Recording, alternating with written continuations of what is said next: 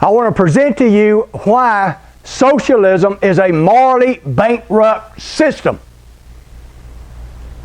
You kind of think a system doesn't matter that much.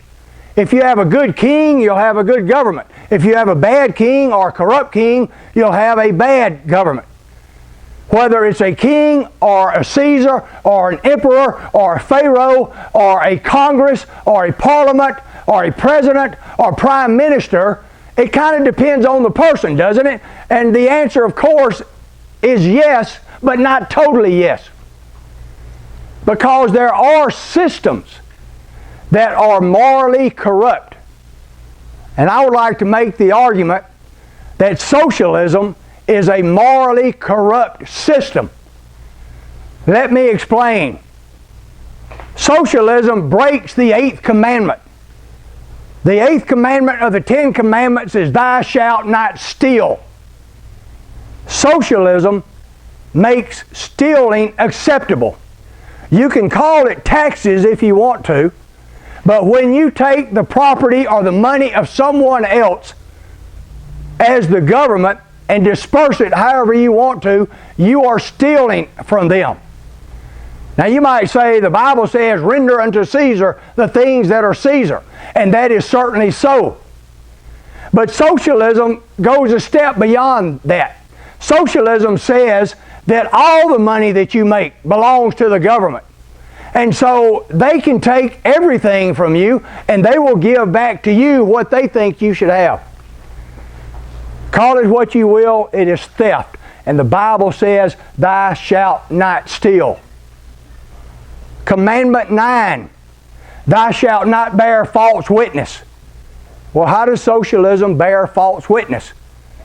Socialism bears false witness by creating a false narrative about productive people, about wealthy people, about rich people. In other words, if you are rich, then you are corrupt and you are evil, and it is right that we take your money. You don't need millions of dollars anyway, and you certainly don't need billions of dollars, so the government should take from you and disperse it as they deem necessary. You have to create this false narrative that everybody that is rich and wealthy is evil and corrupt. Now, are there evil and corrupt people that are wealthy? Absolutely. But there are plenty of evil and corrupt people that are not wealthy. That's just human nature. But if I deem the 1%, maybe y'all have heard that term, the 1%, that's the people that have a lot of money. And because they have it, they're evil and corrupt, and they don't deserve it, and it is up to us as the government to take from them and do good things with it. Thou shalt not bear false witness. Socialism says you have to bear false witness to be able to feel good about taking other people's things. Thou shalt not steal. Thou shalt not bear false witness, and thou shalt not covet. Thou shalt not covet. That means to want something that belongs to someone else. Socialism makes a vice into a virtue. Socialism says it's okay to want what the rich have, and it's okay to take from them what they have. And so I can covet what you have. I can covet your house. I can covet your car. I can covet your money. Because you have more than me, you are evil and corrupt, and it's okay. That is a virtue that I want to knock you down a peg and make you like everyone else. Now, if you have broken those 3 commandments, and if you are a true socialist, you have broken all 3 of them, you have probably broken the 7th commandment also, which is thou shalt not kill. Now you say, well, what are you talking about there? Well, you know, there are a lot of ways to kill somebody. You don't have to kill somebody physically. You can kill somebody's goals. You can kill their dreams. You can kill their ambitions. You can kill their creativity. You can create their kill their initiative. There are many ways you can kill a person, a little bit at a time. And socialism kills your creativity. It kills your goals, it kills your dreams, it kills your ambitions, it kills all of these things. Oh, and by the way, the USSR and Communist China, they literally killed hundreds of millions of their own people. Socialism, it does kill.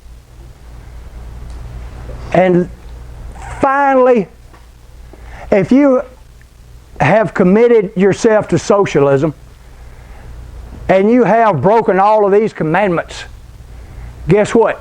You've also broken the first commandment, which is, thou shalt have no other gods before me. Because if you look to government for your wealth, for your health, for everything that has to do with your life, instead of praying to God for help, you say, let me have Medicare from the government. Let me have Obamacare from the government. Let me have welfare from the government. Let me have Social Security from the government. We can call it the cradle to the grave. Let the government take care of me. And people, if the government takes care of you, guess what? The government is your new God. That's who you look for everything. So the idea that you should have no other gods before me, socialism breaks that, and that is why every socialistic and communistic country, they are atheistic in nature. They do not want you to have a religion because your government is your God. In Matthew 4, when Satan tempted Jesus, he said, turn these stones into bread. And here's what he was really saying. He was saying, feed the people. If you feed the people, they will follow you forever. In other words, if you will take care of people's physical needs, they will look upon you as God. And that's what the government tries to do under socialism. They try to take care of every need that you have. From the time you are born till the time you die. Let government take care of you.